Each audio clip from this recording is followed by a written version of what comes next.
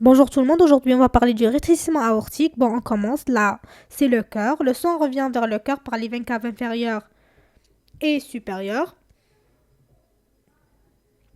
Pour rejoindre l'oreillette droite. Ensuite, il passe vers le ventricule droit. Ensuite, l'artère pulmonaire pour être oxygéné dans les poumons. Ensuite, il revient par les veines pulmonaires pour rejoindre l'oreillette gauche. Ensuite, il passe au ventricule gauche pour être éjecté dans l'aorte et ensuite la circulation systémique. Dans le rétrécissement aortique, c'est que cette valve aortique va être rétrécie.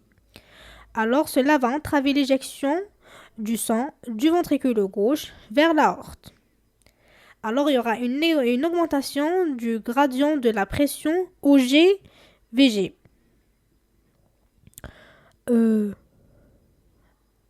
Aussi, c'est que le ventricule gauche va essayer de s'adapter à cette augmentation de pression.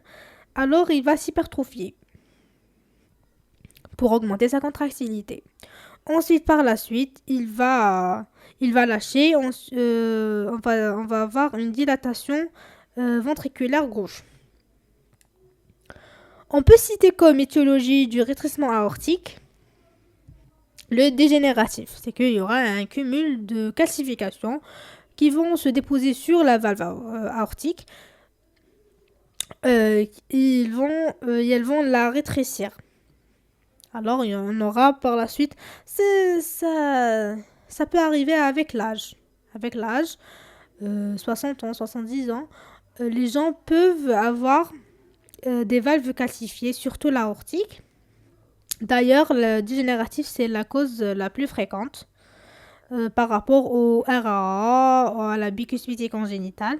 Le RAA, par contre, le rhumatisme articulaire aigu, on peut le suspecter quand on trouve une symphyse commissurale ou bien et d'autres valves atteintes. Bon. Revenons au rétrécissement aortique, c'est que quand l'éjection sanguine est mal faite, c'est que le sang va avoir du mal à être éjecté. Alors il passe par un orifice très rétréci. Alors il va passer en turbulence et rapidement. Il va passer rapidement en G. Il va passer en G et en turbulence. Alors on peut avoir des lésions du G aortique. Des lésions aortiques à cause de ce G. Aussi, vu qu'il y a une diminution du débit cardiaque, parce qu'il y a une diminution du volume systolique, on peut avoir des syncopes, à l'effort bien sûr.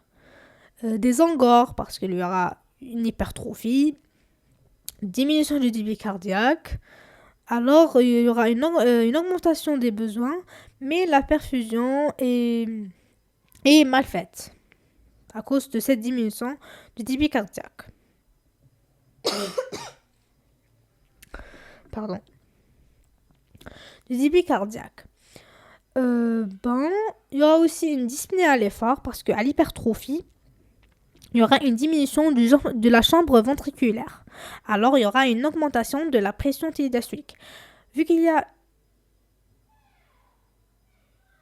une hyperpression, alors cette hyperpression va se propager dans les capillaires pulmonaires. Alors, cela va causer une dyspnée à l'effort. Aussi, pour diagnostiquer le RAO, on a besoin de 3 paramètres. La surface aortique qui sera supérieure à 1 cm², le gradient de pression qui sera élevé à 40 mm de mercure et la vitesse du volume systolique est supérieure à 4 mètres par seconde. Pour la fraction d'éjection du ventricule gauche, si elle est inférieure à 50%, elle peut jouer le rôle d'un élément pronostique. Pourquoi ? Parce que si la fraction d'éjection est inférieure à 50, on peut dire qu'il y a on peut dire qu'il y a une installation d'une dysfonction systolique ventriculaire gauche. On peut utiliser aussi l'épreuve d'effort pour démasquer les faux asymptomatiques. Parce que la symptomatologie, elle survient à l'effort. Alors, on peut provoquer cet effort pour démasquer le RAO. Le scanner cardiaque pour évaluer le score calcique, parce qu'on avait dit que le dégénératif est le plus fréquent. Alors, on peut calculer même le score calcique, les calcifications au niveau de la valve. On peut citer comme complications la mort subite, les troubles du rythme, les extrasystoles, les troubles de la conduction. Parce que vu les calcifications aortiques et tout, ces calcifications peuvent se poser sur le nœud auriculo-ventriculaire qui peuvent entraver le passage du flux électrique. Alors, on aura par la suite des troubles de conduction.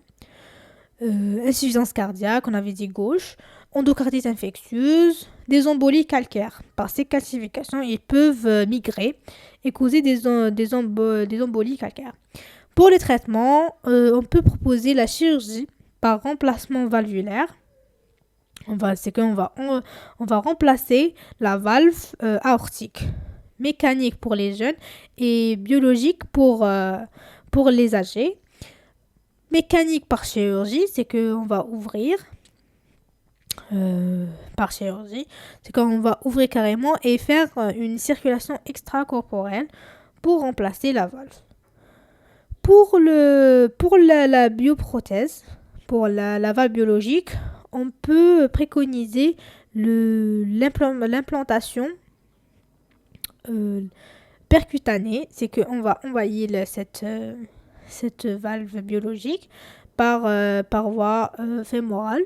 Ensuite, cette valve va atteindre la valve aortique. Ensuite, on va la remplacer par une valve biologique.